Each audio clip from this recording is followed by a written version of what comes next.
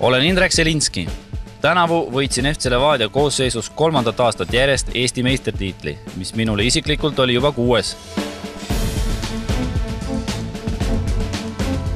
Tänavune tiitel on suureks tunnustuseks kogu meeskonnale ja eriti FC Levadia peatreenerile Igor Prinsile, kes juba oma debüüthooajal soovitud eesmärgini jõudis.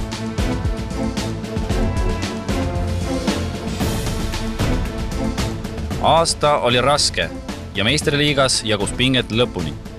Flora hakkas väga südilt vastu. TVMK ja Narva Transiga on alati tükk tegemist. Värsket verd ja uusi tuuli tõid liigasse Nõmme Kalju ja Sillamäe Kalev.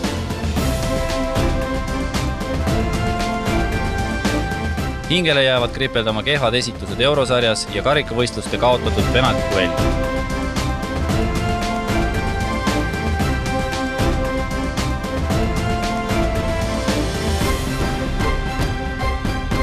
Lõpuks võtsid vanad mehed oma tiitli tati ja tahtejõuga ära.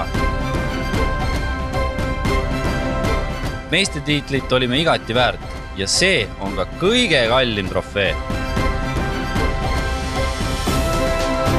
FC Levadiale oli üldse hea aasta.